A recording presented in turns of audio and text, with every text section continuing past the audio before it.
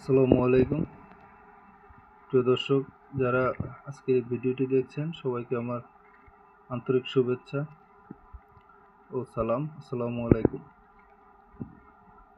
তো আজকের এই ভিডিওটি আসলে তৈরি করার উদ্দেশ্য হচ্ছে, যারা অনেকেই প্রশ্ন করেন যে কিভাবে বিটলের মাদারগুলা এগুলার খাবার কিভাবে দিব, কি দিব, কখন দিব এবং এর পরিচর্যা সম্পর্কে জানতে চান তাদের জন্য।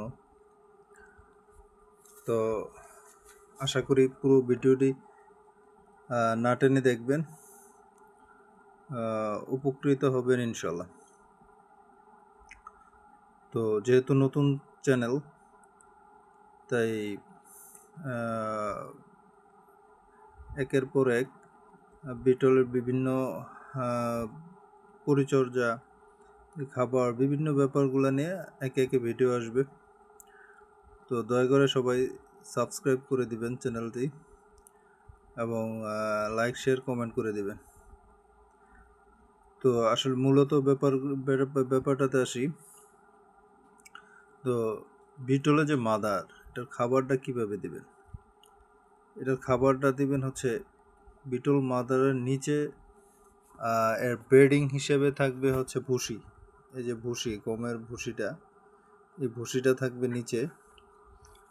লেয়ারটা দিবেন 2 মিলি থেকে 3 মিলি লেয়ার দিলেই ভালো। কারণ যদি নিচে ভুসি বেশি দেওয়া হয় তাহলে পরে মাদারগুলো ভুসির নিচে ডিম পাড়ার জন্য ঢুকে, হ্যাঁ, এবং মারা যাওয়ার সম্ভাবনা থাকে বেশি। আবার ফাঙ্গাল আক্রমণ হতে পারে।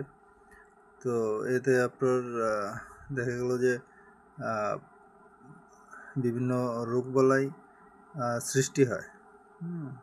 তারপর ভুসিটা জট বাঁধে, হ্যাঁ, এবং যে ভিতরে ডিম পারে ডিমগুলা নষ্ট হয়ে যায়।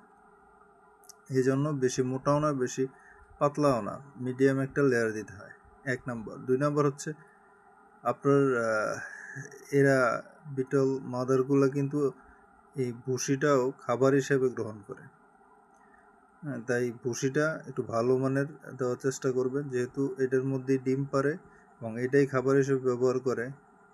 কিন্তু এই বয়সেরা কিন্তু অনেক বেশি খায় না, খুবই কম খায়। তাই চেষ্টা করবেন যে ভুসিটা ভালো মানের ব্যবহার করার জন্য।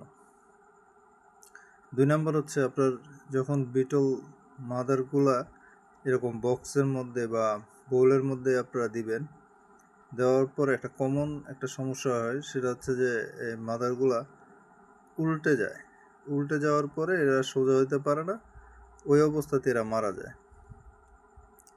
তো এভাবে অনেক মাদার মারা যায়। তো এটা একটু খেয়াল রাখতে হবে যাতে মাদারগুলা উল্টে না যায়।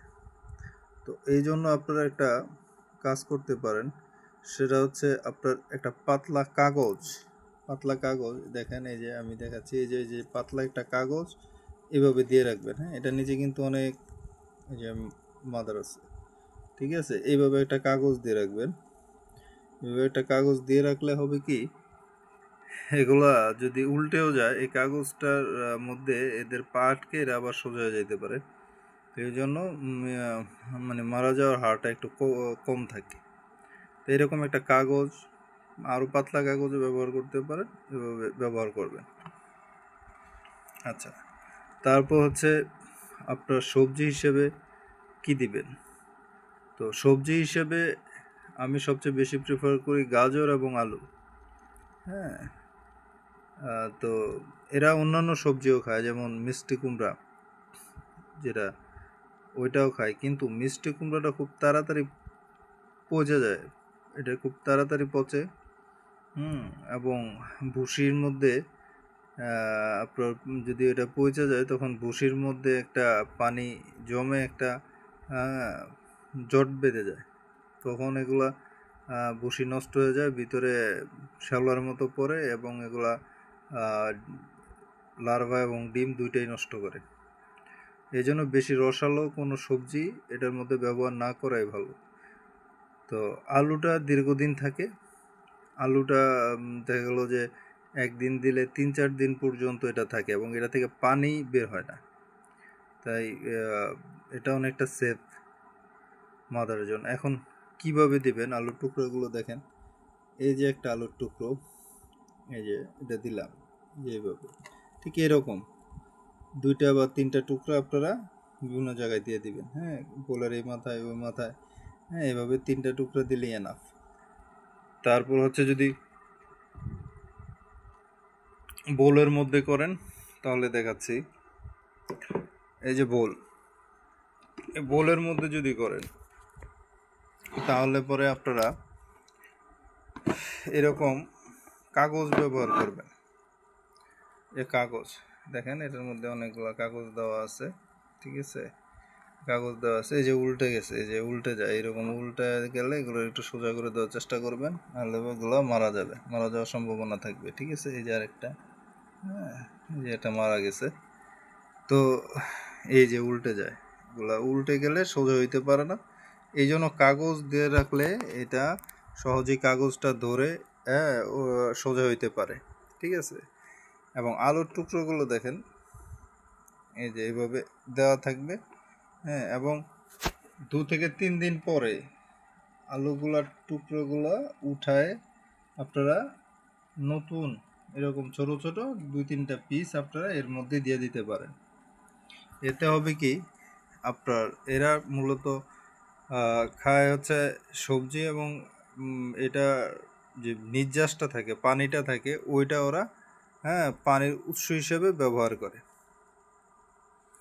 তো আপনারা যদি 2-3 দিন পর পর আলুর টুকরোগুলো চেঞ্জ করে দেন তাহলে পরে এরা, কারণ 2-3 দিনে যেহেতু আলুগুলো শুকায় যায়, হ্যাঁ, এর পানিটা অনেকটাই থাকে না, এই জন্য নতুন আলু টুকরো দিলে ওগুলো রসালো থাকে, ওগুলো খেলে পরে এদের পানির যে ঘাটতিটা ওইটা দূর হয়ে যায়।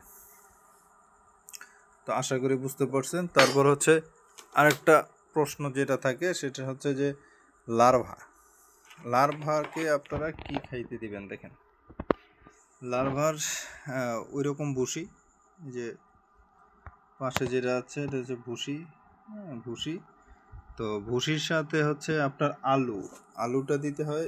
লার্ভার আলু দেওয়ার সিস্টেমটা একটু ব্যতিক্রম, হ্যাঁ, এটা হচ্ছে এরকম করে দিতে হয়, এরকম পাতলা, ঠিক আছে। ভুসির মধ্যে যে লার্ভাটা থাকবে, ছোট ছোট লার্ভা, ওইটার মধ্যে আপনারা দিবেন হচ্ছে এইরকম আলুর টুকরা দিবেন, ঠিক আছে। তো দেখেন যে কিভাবে ধরছে, হ্যাঁ, প্রতিটা আলু কিভাবে ধরছে, ওরা খাচ্ছে সবাই।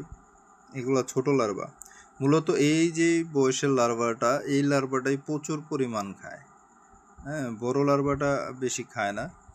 তো যখন 0 থেকে 10-15-20 দিন হয় বয়স, ওই সময়টাতেই এরা প্রচুর পরিমাণ খাবার খায়, হ্যাঁ। আর একটা গুরুত্বপূর্ণ তথ্য হচ্ছে, আপনার এই বয়সে এদের যদি খাবারটা যদি আপনারা কম দেন, পর্যাপ্ত খাবার না দেন, তাহলে আপনার এগুলা একটা আরেকটারে খাইয়ে ফেলবে, ঠিক আছে, এবং আপনার প্রচুর পরিমাণ লার্ভা নষ্ট হবে।